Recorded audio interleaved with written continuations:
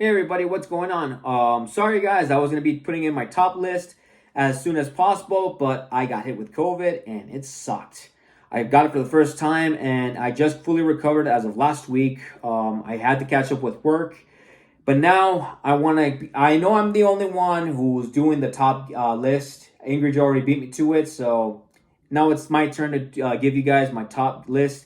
I'm going to be doing worst soon enough, and I'm going to be doing the top movies and top worst ones because I've seen some really stinkers and played some stinkers too. So I hope with that in mind, we get to see it soon. So without a doubt, guys, here's the list. These are the top games of 2021.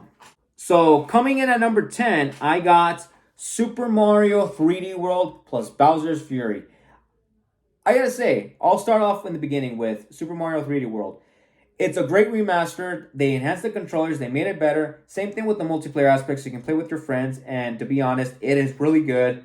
I love the graphics and I love how the way they enhanced it. But the real treats out of everything was Bowser's Fury. Bowser's Fury is pretty much the controls of Super Mario 3D World and a little bit of Mario Odyssey in one package. And not only that, too, you got a dark Giga Bowser right around the corner that is trying to kill you. And I'll admit, I'm a grown-ass man. That giant thing scares the living shit out of me. It does. And my God, it is terrifying facing off against Fury Bowser. But when you manage to get all the collectibles and everything else, and then you have a chance right there to fight against Fury Bowser, it is satisfying because you get to see Mario become a huge giant, Mega Cat Mario. Cat Kong. That's what I called my Mario. It was satisfying. It was a really cool kaiju battle between Fury Bowser and Giant Cat Mario. It was fantastic, and I don't know. I think they're kind of teasing the next mainline game to be somewhat similar to this. Whatever it is, it's rumored this year that they're going to be releasing a new Mario Odyssey game. So without a doubt, I am looking forward to it, and how the way they showed it off here, it was spectacular. And I gotta say, for Super Mario 3D World to be a remaster and then adding in a little extra dessert on this one was actually adding in Bowser's Fury. And to me, I think Bowser's Fury is a fantastic add-on with this game. And it's kind of teasing to see what they have in store for the next mainline Mario game, which is rumored that it's going to be real this year. Who knows if they're going to release it this year or next year. So without a doubt, I'm really looking forward to it. This is also kind of cheating, but you know what? Since this is the remasters, I will be putting in Sonic Colors Ultimates. This is the first time I actually finally got my hands on it. I never owned the Wii. I never got to play it. I really wanted to play it for a while. I played Generations. I played 3D. I played Sonic World, Sonic Boom, and Sonic Forces. But this is the one that I never got a chance to play. And finally, I've been begging Sonic Team and Sega to release this. And all thanks to Blind Squirrel Games, they managed to remake this, to remaster this game from the ground up. And I gotta say, it is good. And yes, the Switch version, was a travesty at launch. It was a travesty for all those Switch users. But now, as of January, we finally got the game completely patched up. It runs better. It looks better. And also, same thing for the other ones, and all the glitches were gone. But as for me, when I played this on the Xbox One, I did run into it did have some slowing times. It did at moments. I did had a bunch of bugs. I think I only had one crash, and that was about it. And to me, I really did enjoy this. I really wish they would have remastered the cutscenes because they really did mess up the cutscenes. They didn't even touch it. They just only put a little bit of extra gloss, and that's about it. But that was like a missed opportunity. And yes, I gotta say, this is how everyone says, Takashi Iizuka's baby. And I really did enjoy this a lot. It's hard to compare it with Sonic Generations and this one. I really did enjoy this one too. So I am really happy that I finally got to play this because I've been wanting to try this out for a long time. And thank you, Blind Squirrel Games and Sonic Team, for releasing this. And same thing with you, Sega. I am really looking forward to Sonic Frontiers. Please, guys, I'm actually happy that you guys did delay it, but please really work hard on the Sonic Frontiers game. It's your only shot because, I'll be honest, Sonic Forces, it was good, but it lacked so many things. The levels end fast. It was automatic. Classic Sonic, I love them, but it's time to move on. And not only that, too, some of the boss battles were a bit copy and paste at the other half, and I was a little disappointed about that, too. And I just hope that in Sonic Frontiers, which technically it's now a new open world Sonic game, which is kind of like, influenced by by Breath of the Wild, Zelda. I gotta say, if Sonic Team and Sega can pull off the next mainline game, I hope they do, because you guys still have plenty of time. You guys have at least less than 10 months away to release this game. Please work your butts off and do whatever it takes to get this game come out as good as possible for both Xbox One, PS4, Series X, S, PS5, Switch, and PC. Please, guys, work your hardest. And I hope that this upcoming game really does really good, because I am absolutely looking forward to it. This was good. Had a rough launch, but it was really good. But I hope the next mainline game turns out really good. Please, please let it be good. All right, coming in at number 9, Scarlet Nexus. Let me start off with the positives. I love the graphics of the game. Yep, I'm not done yet.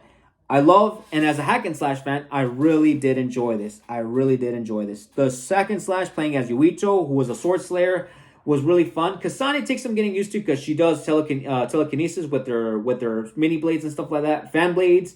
And then, of course, you got the psychokinesis by throwing in boxes, cars, and whatever shenanigans you can throw against the others, which they call them here.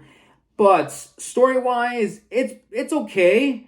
Awkward at times, because there's moments in the game where you become friends with the guy who murdered your dad. Exactly what I'm telling you guys. You become friends with the person who murdered your father.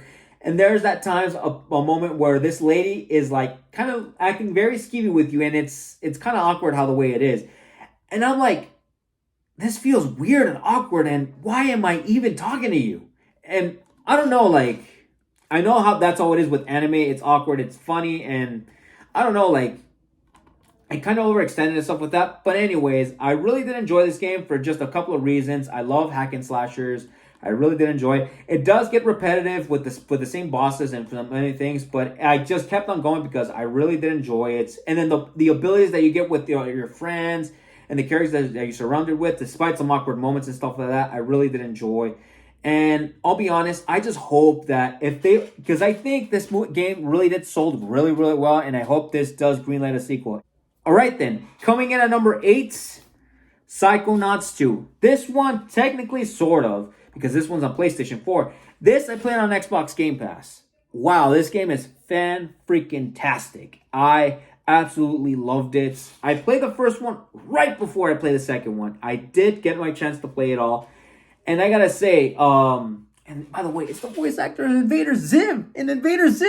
And I gotta say, Rasputin here, how the way he's with the Psychonauts characters, and then the world that you're surrounded with, especially Jack Black voicing into this game, which is really cool. The graphics here look amazing. Double Fine Games, you guys literally delivered on every single aspect of the game. Sometimes the controls can be a little wonky, but it's fine.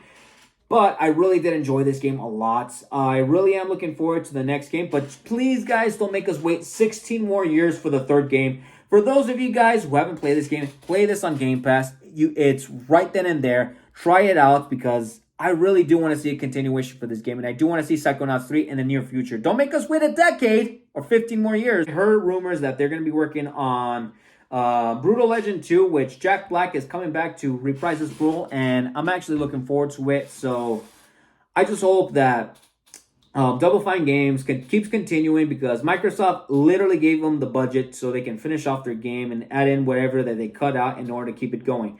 And I gotta say, Double Fine Games, Tim Schafer, Phil Spencer, and Microsoft, thank you guys for letting this game exist and helping them out get the crowdfunding. And for those who donated to Double Fine Games so they continue on with the Psychonauts series, it's good. I want to thank you guys all for continuing this. I just hope we don't have to wait another decade or so for another third game. So I am looking forward to see what Double Fine has in store next. Oh, one last thing too, if Psychonauts 3 gets the Mario Odyssey formula, and with that, you guys are good. All right, coming in at number 7, Far Cry 6. I was really looking forward to this game for one reason and for one reason only. Giancarlo Esposito as Anton Castillo. And I gotta say, because of Better Call Saul, Michael Mondo is in that, the voice actor of Voss. I think he's behind for telling him, hey, you should give Far Cry a chance. Like, because of Far Cry, look where I'm at right now. I think it'd be cool if like show your true villain side in Far Cry 6. And I gotta say, Michael Mondo, you slick punk, man. You really did literally just told Carlos Esposito to give it a shot. It paid off. I absolutely, really, really like this game, and I really do enjoy how the way Giancarlo Esposito shows his expression, as how the way he portrays Anton Castillo here is absolutely perfect. I really did love, because I've been demanding Ubisoft, please let it take place in Mexico or somewhere in Cuba. They went with Cuba, a fictional Cuba called Yara. It is a beautiful setting. It reminded me so much of Far Cry 3. And not only that, too, there's towns, a city that you get to explore, which is really good. Join in some really colorful friends, which is hilarious. And then Danny Rojas is such a likable character. Instead of being a stoic character like in Far Cry 5 and New Dawn, it's such a relatable character, and how the way she's been through, especially with Yara. It kind of does explain what happens with 5, but I think 5 kind of doesn't really sort of happen. Didn't make it quite canon, so it's still up in the air with that, but I gotta say it is really good. And then controlling in a crocodile, a wiener dog. I'm not gonna explain one character, another companion that you go with, and then also you have a freaking chicken, a rooster defending your side. It's just awesome. And also riding in a doom buggy that has a glider, which is fantastic. It was satisfying, but the Far Cry series is now showing its age. I hope that in the next 7th game, which is rumored that they say that they want to go to another direction, they'll give it some RPG aspects to see which character you decide, if you want to help him or not help him. It will affect the story. This will happen and this will that happen. I would like it if they go to that direction. It is fun, and also we gonna get to see the DLC with Voss, Pagan, and then soon enough we're gonna get ourselves Joseph Seed. And I don't want to get into spoiler territory, but we kind of get an explanation of what really happened in 5. So now, with that, it just completely satisfies me. And I'm actually looking forward to see what Ubisoft has in store next for the next Far Cry game. So, without a doubt, guys, you guys did a fantastic job. And whatever new direction you're heading towards to, I'm looking forward to it. All right, then. Coming in at number 6, Monster Hunter Rise. I played a little bit of this game, but I did manage to see this thing fully in with Maximilian Dude's walkthroughs and also his Hype and Rage modes. And then of course, I get to see how the way they take down the monsters. And I gotta say, for those who never got a chance to play it, Monster Hunter World finally has a chance to play it on the Switch. And then also we have a PC version that just came out just recently.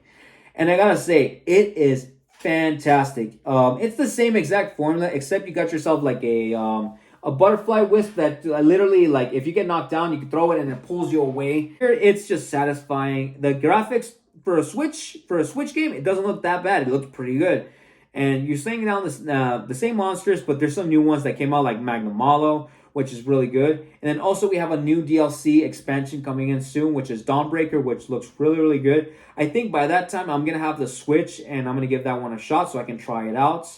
And I got to say, Capcom, fantastic with Monster Hunter Rise. And there's a rumor that you guys are going to be revealing a new Monster Hunter game. It's not going to come out this year, but it's going to come out next year, which is rumored to be Monster Hunter World 2 for the mainline consoles, which is for Xbox Series X, PS5, and PC, which I'm actually looking forward to it. So I hope to see Capcom keep succeeding with this franchise, because Monster Hunter literally gained a lot of popularity, all thanks to World, and it got my attention because of that game.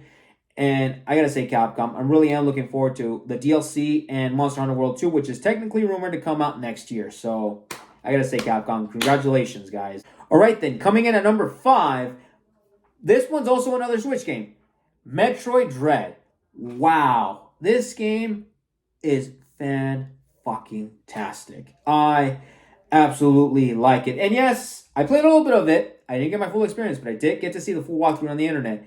And wow, the story here, it is so damn good. We finally get to see what really happens after Fusion. I gotta say, it is fantastic to see Samus come back here. And we get to see some plot holes open here of what really happened after Fusion, what's going on with Samus.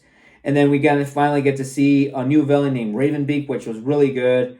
And then the Metroid formula, oh my god, it is so damn good. And this game was fantastic from the beginning all the way to the very end. 100% of this game is also good, but you guys got to keep a keen eye to see where's what.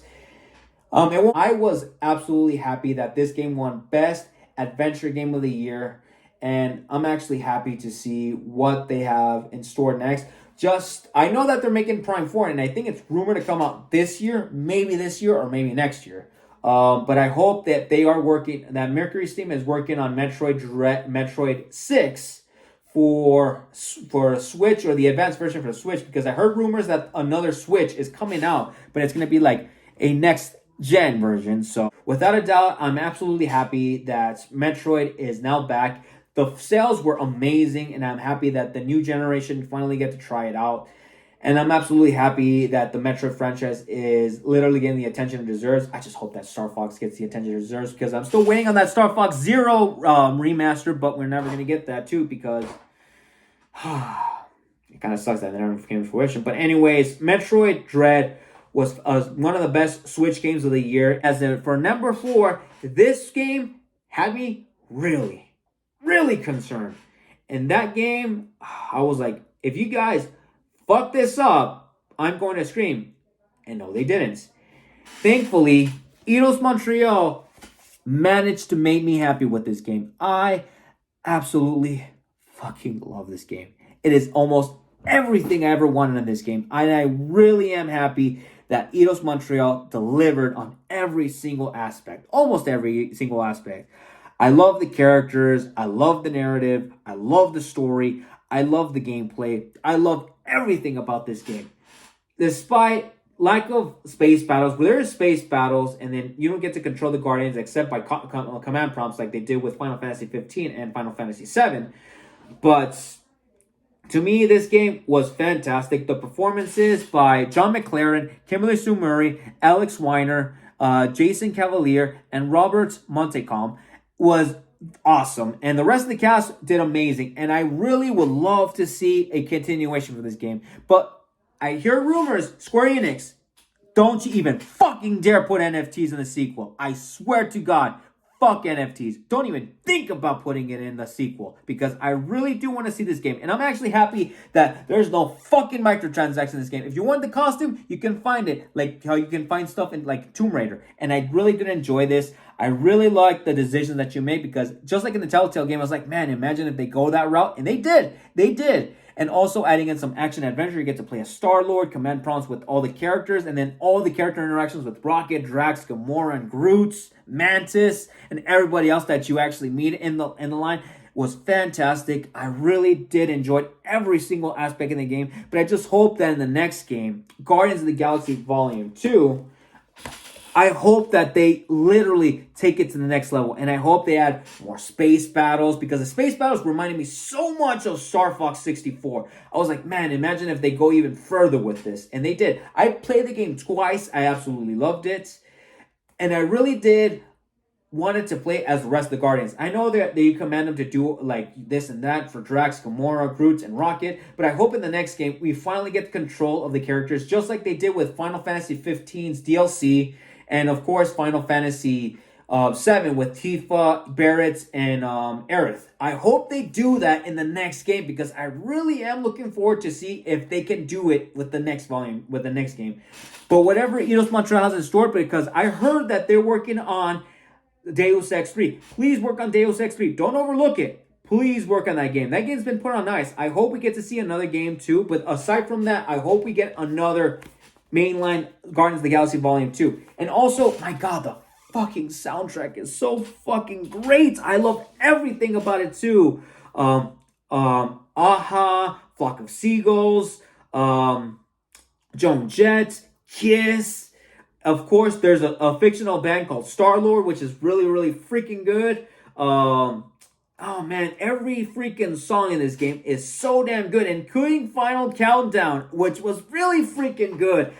I love this game, and I really would love to see a continuation. And Eidos Montreal, whatever you guys have in store next, Deus Ex 3, Guardians of the Galaxy 2, actually. I'm really looking forward to it, but please, guys, don't add NFTs and don't add microtransactions. And also, I'm happy that you guys literally put in enemy variety instead of fighting in robots. No, here, there's plenty of enemy varieties and plenty of villains to fight against, and I thought, to me, that was also satisfying what Avengers lacked in the previous game. But here, there's lots of enemy varieties, plenty of boss battles, and I absolutely enjoyed it.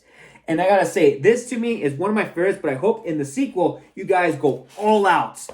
More space battles, full control of the Guardians, and you got yourselves a platinum Marvel game for the ages, right next to Marvel's Spider-Man, Ultimate Alliance 2 or 1, how everybody loves it, X-Men the Arcade, Incredible Hulk Ultimate Destruction, Marvel vs. Capcom 2, and you got yourselves a platinum game for the ages. All right then, coming in at number 3, another Xbox game. And the reason why I bought the Series X, Forza Horizon 5. I'll be honest with you guys. I met the photographers of Playground Games in Ensenada back in 2017. It was awesome. I saw them and I was like wondering, it's like they're taking pictures. And I even told them, like I'm not going to say anything, but is this going to be in the next mainline game? No. We're getting ideas, but just about it. But don't expect it in Forza Horizon 4. But Forza Horizon 5, my God. Oh my God, this game. I was like, man, imagine if they go to Mexico. And they did. And now that I got a tease of it in 2017, I was happy and excited to see what they have. They got the maps of Guanajuato, Baja California, which they were at, the Uxmal, almost Rosarito, everywhere else, every scenic route of Mexico is all there. And I'm absolutely happy that Playground Games went all out with this game. And I love every single thing about it. And the real reason why I bought a Series X is because of the Forza games. And by the way, yes, Forza, Halo, Gears. I gave Xbox shit because of that. But I gotta say, Playground Games literally put their heart and soul in this game. And it shows that they literally deliver on every single aspect. And I love every single thing about this game. And I enjoyed everything about it. I love the soundtrack. Oh my God. Mwah, it is good. Really fucking good. And oh man, it feels so good. The song, oh my God, it's so damn good. And of course, Metric was really good. I love that soundtrack. It's so damn good. Oh, and Pulse is so amazing. The controls of the cars are amazing. Over 500 of them that you can actually choose without paying a single microtransactions, and you can unlock it in-game. And there's plenty of content all around the map of Mexico that is nonsensical. It's like literally overloaded with content, and I'm like literally shocked, and my jaw just dropped. And running it on Xbox Series X at 60 frames per second, and then the loading screens, which make it a thing of the past, which is amazing. It runs so amazing, looks so damn good. The soundtrack's amazing. The map of Mexico is just beautiful. And wow. And to me, winning Best Racing Game of the Year at the Game Awards, it deserves it. It deserves it. And I gotta say, this holds up right next to Mario Kart 8 Deluxe. And it's right there. It's right there. It's right there next to it. And I gotta say, this is one of the best racers I have ever fucking played in my entire life. And I absolutely enjoyed it. Playground Games, I know that they're really working on the next Fable game, which I'm really looking forward to. But in order to give you guys ideas for the 6th game, so Japan, India, Dubai, whatever you guys want to take it next, I'm looking forward to the next Horizon game. Horizon 6, whatever it is you guys have in store. And same thing with Fable, because please, guys, put your heart and soul for that game, and I hope that it delivers on every single aspect. And I gotta say, guys, fan-fucking-tastic, and I hope that you guys literally work your hardest. And for those who worked hard to make this game as perfect as possible, thank you, guys. You guys did an outstanding job, and you guys deserve to win Best Racing Game of the Year and all the accolades that you guys deserve, because this, to me, is one of the best racing games of all time that I ever played, right next to Mario Kart 8 Deluxe. All right, coming in at number 2, another Xbox Series X exclusive, and the real reason why I owned it, Halo Infinite. Wow. I was really concerned about this game because, yes, last year, actually in 2020, when they revealed how the way the game looked, everybody was concerned. And yes, especially the meme, Craig. I gotta say, it really 3 for 3 heard.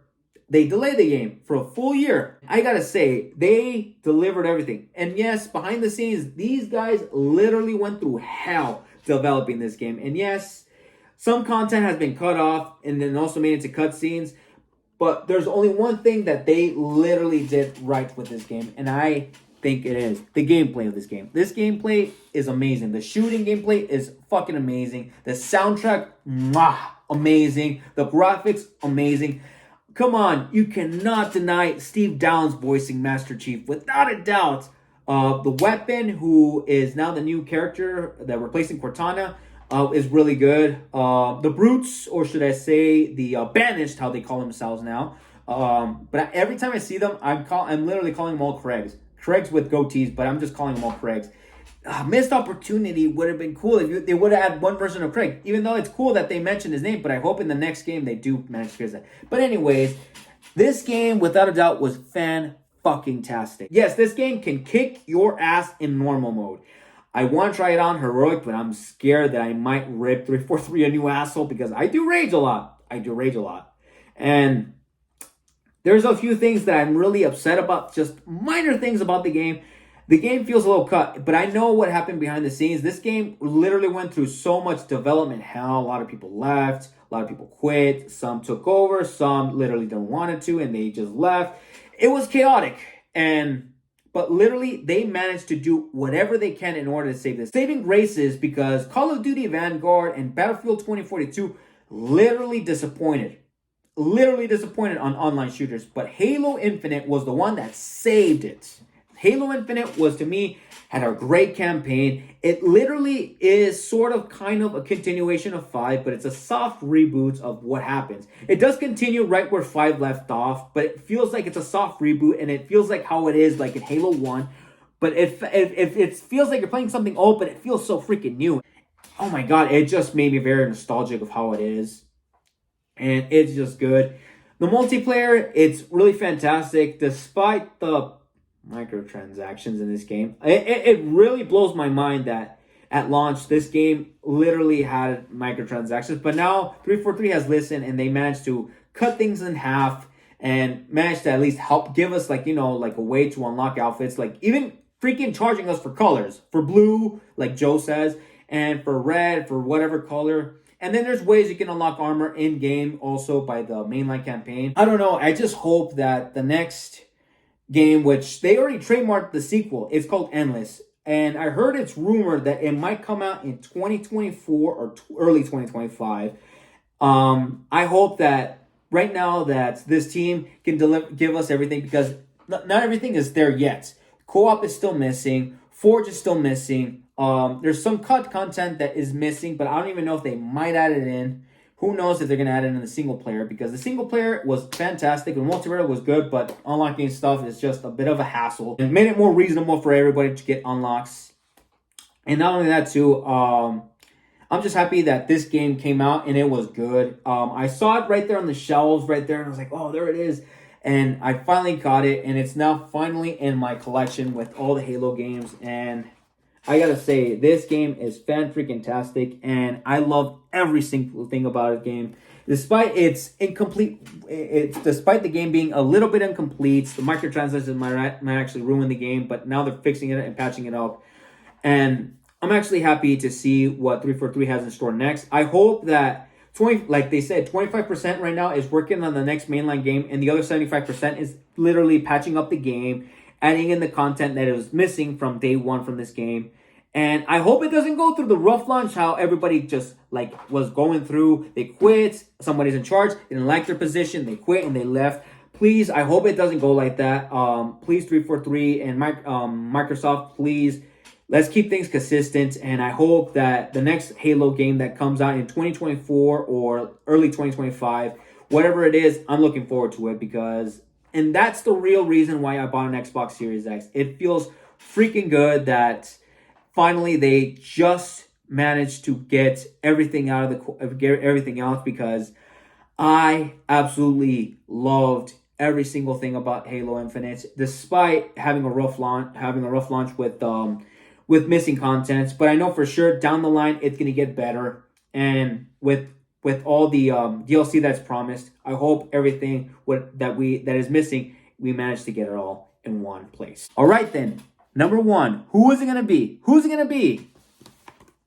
Resident Evil 8 Village. Another game that I was really worried that I was like, man, Capcom, please don't rush this game.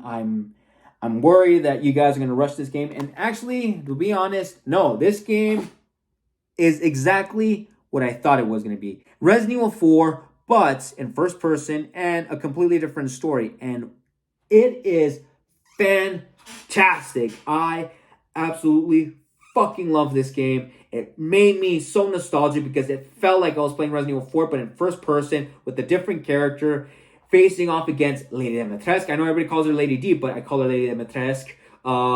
The Fishman, the doll, which had a terrifying freaking baby encounter. Heisenberg, or should I say Nicolas Cage? Oh my god. Yeah, that's what I call it. That's what everybody calling him. And then, of course, every single character that you interact with this game was really freaking good. Lots of plot twists in the game. And then there's a twist in the game that literally just explains every single thing that has happened from day one and what happened, how the T-Virus was developed. Everything here was exactly explained. The only thing that was just missing from this game is that the game ended like, huh? But Capcom just managed to say that there's DLC coming out soon enough, free DLC coming up, and I'm actually looking forward to it to get the answers of what really went down, and I'm absolutely excited to see what they have in store next. And not only that too, I am excited to see what Capcom has in store, because I know they're working on Resident Evil 4 Remake, which it's one of my favorite games of all time, but I'm really worried about that too. But Resident Evil Village, to me, holds up really well. And I just hope that in the next Resident Evil game, we get to see Jill, Ada. Ada's supposed to be in Resident Evil Village, but I hope we get to see her in the DLC.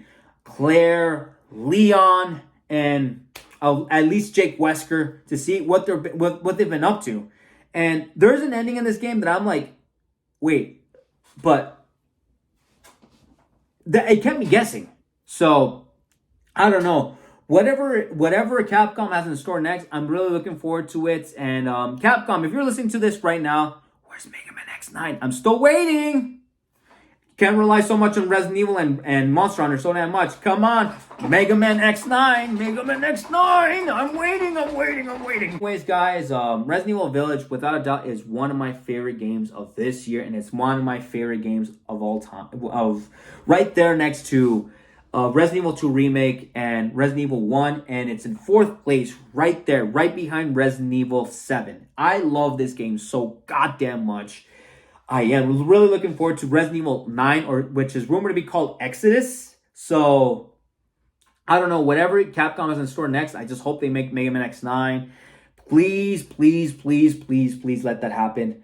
Without further ado, guys, on the next video, I am going to be working on my top disappointing and worst games of 2021. Yes, this year had a lot of disappointing games this year, but I just hope that